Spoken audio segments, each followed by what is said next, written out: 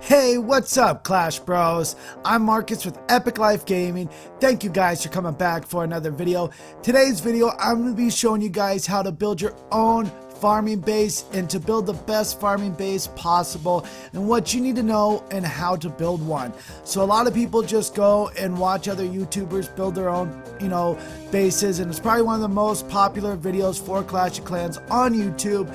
So I'm going to show you guys today how to build your own farming base, and maybe you guys can show, other people what the farming base you made and how awesome it is.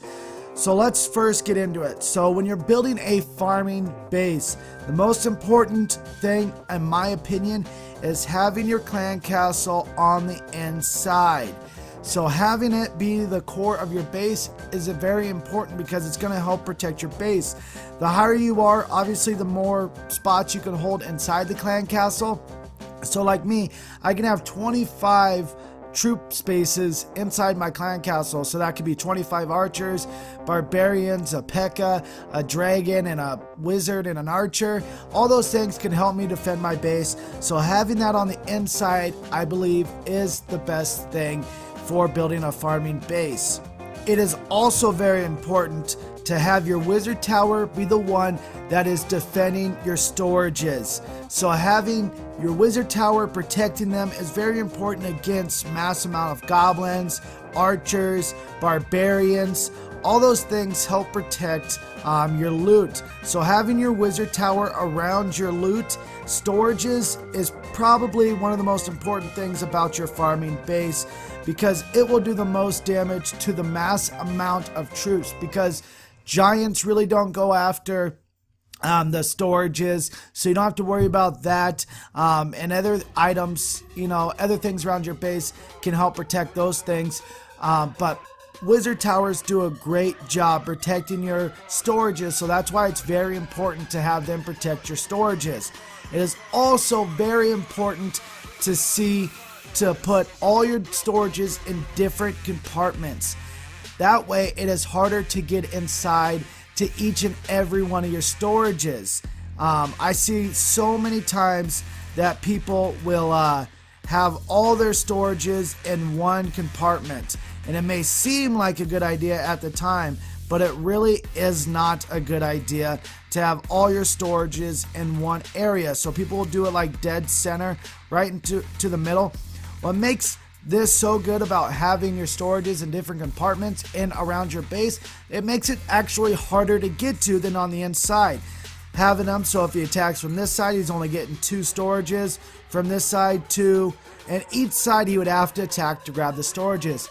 Somebody's not going to have enough troops unless they're going to 3-star my base to grab all my storages, so he has to basically pick 2 storages to go after. So this is not a good example for the next thing I'm going to say for my base, because I'm a higher level base, but having my mortars on the outside does work good for me being at the higher level, and it is a farming base.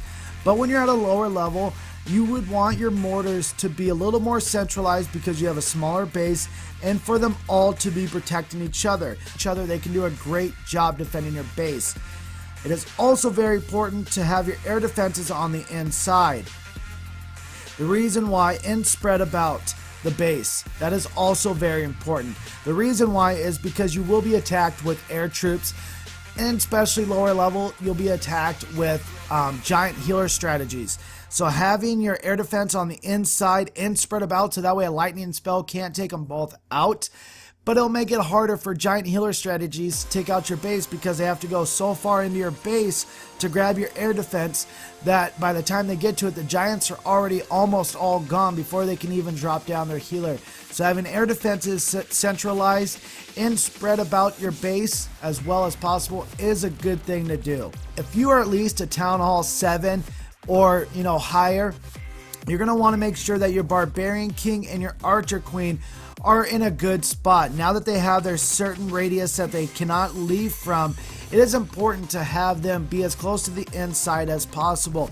Now, if you're a lower level town hall with a Barbarian King, you're not going to probably be able to put them too far in the middle because you have so little walls and so many defenses to protect your base that your Barbarian King kind of gets pushed to the outside if you are going to build a great base that I'm saying. I'm sorry, but if you're a Town Hall 7, he kind of has to go on the outside. So say that your clan castle is more towards the bottom and people can pull out your clan castle at the bottom. What you would not want to do is put your Barbarian King down here at the bottom where people can pull out your clan troops, because then they can pull out your clan castle troops and your Barbarian King and destroy them all at once. What I would suggest is, if you are a lower town hall, to put them up at the top, away from where you can pull out the clan castle troops. So that way, they either have to go to the bottom, pull out your clan castle troops, then go up to the top, pull out your Barbarian King, and then destroy them that way. That will make them waste more troops. Another mistake I see a lot, though, is people will put all their cannons on one side of the base, and then put, all their archer towers over on this side. That is a mistake that I see a lot of people make. And the reason why that isn't good is because archer towers can shoot air troops and ground troops. Cannons can only shoot ground troops. So my best solution for this is to swap them around your base. So do a cannon, archer tower, cannon, archer tower. I mean, this is just fundamental stuff that you should know already. But if you don't, this is a great thing to do. Also, you're going to want to have different compartments inside your base. So what I mean by that is this is a compartment with this Expo and Wizard Tower. This is a compartment. This is a compartment. All these different compartments do a great job protecting your base, and they slow down ground troops from getting around to your base. The reason why I'm bringing this up is because I see a lot of people that do just like a big square, and they think that will do a great job protecting their base, and it won't. So I'll just see a giant base with boom like that, and then go like this and boom, and then they got and then they might have a smaller square in the center with all their loot in the center. That isn't good. Even though that does a ring around the base, so the troops will go around the base. They can also send in wall breakers to break to the center. That way they can get to the loot even quicker.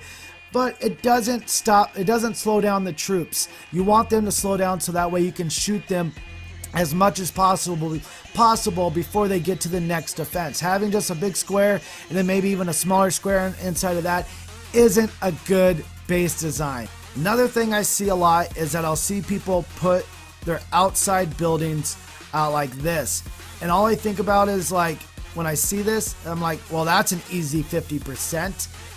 You don't want to do that. You want to make sure that all your defenseless buildings or buildings on the outside are all tucked up next to your wall. And the reason why that is because while they're shooting at these defenseless buildings that are going to be destroyed anyways, at least your defenses can hit them while they're trying to break into your base. So not only do they have to break through these while they're getting shot, then they have to break through the walls while they're also getting shot.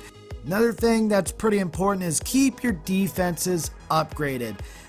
I don't see why people rush their Town Hall. It just hurts you in the loot category of, if you're a Town Hall 9 with only Town Hall 6 defenses, you're only going to be able to attack Town Hall 7s and Town Hall 6s, and you're going to take a huge loot penalty. So make sure you're upgrading all your defenses. It will help protect all your loot even better. Having traps inside your base do a great job defending against attacks. Having these two giant bombs right here will wipe out a Hog Rider's attack instantly. Right before it even starts the raid, those two big bombs right next to each other will completely wipe it out, even with the heal spell dropped down.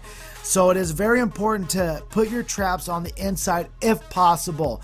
Having different sections like this to where it forces troops to go, like giants, to go through here to take out this air defense, or from this air defense to take out this cannon and mortar, it will guarantee fling off at least 2 giants, guaranteed. So having traps inside your base, even regular bombs, is important, and keeping your air bombs close to your air defenses is also important. The only way that these will attack something is if it's an air troop, and what's going to take out an air defense most likely? an air troop. So having air bombs next to your air defenses is very important. Another thing that's very important, keep your skeleton traps upgraded. Having these guys, I have a raid that I will show that shows that skeleton traps are way too OP. That took out 3 of my P.E.K.K.A.s. I'll show that in the video. 3 of my P.E.K.K.A.s were taken out by 1 skeleton trap. So having these skeleton traps well upgraded is very important. I do 1 air skeleton trap and 1 ground skeleton trap, and it protects against my base pretty darn well. Another thing that's pretty important and I see a lot is having your collectors on the inside. If you are not going to be active, yes, putting your collectors on the inside is, semi-important. But if you are active, if you are on at least once a day to collect all your resources, it's important to have them on the outside. Having your defenses only on the inside, once someone gets into the center right here, there is so many troops hitting these guys. I mean, 1, 2, 3, 4, 5, 6, 7, 8, 9, 10, 11, 12, 13, 14, 15, 16, 17, 18, 19, 20. There's almost 20 of my defenses once they get to the inside that are attacking those troops. So having defenses just on the inside is a key essential to protecting your base and your loot. You also want to keep your expos centralized as well as your inferno towers centralized in protecting your loot if you are Town Hall 9 and above. Having those protecting your loot is very important, and having them centralized will keep your base well protected. What I also found later into the game is not upgrading your storages unless you need the gold to upgrade something. But right now I am able to hold 6 million of gold and elixir, and I don't have anything that is 6 million gold or elixir except maybe some of my troops, but they are exactly 6 million, and I can hold more than 6 million. So I don't need to upgrade these storages, and what that does is it keeps a smaller amount of gold in that storage, so that way it can't hold as much gold as the other storages or elixir storages as the other ones. So what it does is they can only take a smaller amount of loot from those smaller storages. If I'd have known about this sooner and actually thought about it more in depth and how important it was, I would have done it a lot sooner. Another thing that's overlooked upon is pulling out defenses when they are being upgraded. That way I can put in this dark elixir collector, dark elixir drill inside my base and protect it even better than it would be if it was on the outside. So that is another thing that a lot of people don't do, but pulling those out to put inside your collectors is a great thing to do. It will protect that collector even more, and I do it with dark elixir because that's the main loot that I'm trying to save. Also, keep dark elixir drills well protected. So I'm going to put my dark elixir drill next to 5 or 4 defenses that are going to do a great job defending against that dark elixir drill. Using army camps to push back the other troops from pulling out your clan castle troops is another strategy that I've always used. They're really big buildings. So what I do is when I have my clan castle going out on those sides, I put my army camps in those areas to push back troops so they can't pull out my clan troops as easily as if I had to say I put a builder's hut or just a regular building right there. I put an army camp right there. It used to work a lot better when they had a lot more strength, but I still do it to push them back, and I think it's just a little added tip that you guys can use to protect your base even better. Another little tip that you can do is whatever resource you are trying to save the most, say you're saving up for an expo upgrade or saving up to go to Town Hall 8, or say you're saving up for archers, put one of your most important resources that you're trying to save in the most protected area. So say I was done saving dark elixir and I wanted to save up for an archer, I would go ahead and put that storage in the most safest area possible. And if you have multiple safest areas, put those storages in the safest areas. So I put my dark elixir obviously in the center because that's what I'm trying to save the most. So put that in where you would be most protected. That'll help you save up for that upgrade that you've been saving for. Stay active, and rearm your traps and all your other defenses daily at least. So as long as you just get on for 5 seconds to go ahead, collect all your collectors and drills and rearm all your traps, that will protect your requests for clan troops and maybe donate so your clanmates don't hate you. That will save you so much loot. It's impressive how much that will save you. I see one defense where I completely demolished the guy on defense, and then the next guy, because I didn't rearm all the traps and expos and get some more clan troops, the guy almost 3-starred me. So it's very important to at least get on at least once or twice a day. Keep walls upgraded. That is very important. I'm not going to go into depth about that, but I just had to put this in this video because not everybody knows that, obviously. Keep walls upgraded, and also try to keep all your defenses inside your walls as possible, if possible. So that way you can protect against your base more easily. I wish I didn't have to say that, but because I see it so much with defenses on the outside, it's like, what are you doing? And I also see a low-level walls. I just had to say those two things. Try to keep your defenses inside and keep your walls upgraded. If you are doing a farming base, I don't get why people put their town halls right next to their defenses. I think it makes people more apt to attack your base. That way, put your town hall on the outside, so that way people just grab it and go, and let them take the trophies and go away. That's the main point of a farming base, is to keep your loot, and then you get a 12-hour shield, save up more loot, and you don't have to worry about them attacking your base. Also, don't put all your traps next to your town hall. Putting all your big bombs and all that next to your town hall will get very expensive.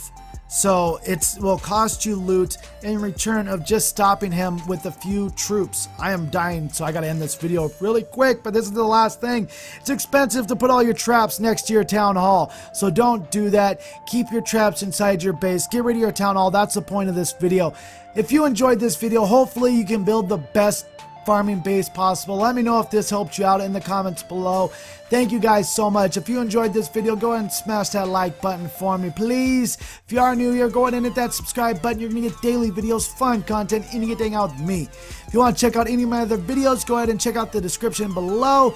Thank you guys for all your support you've given me on this channel. We're almost at 7,000 subscribers. Yes. Hope you guys have a great day, and don't forget to stay beautiful. Make it drop, honey.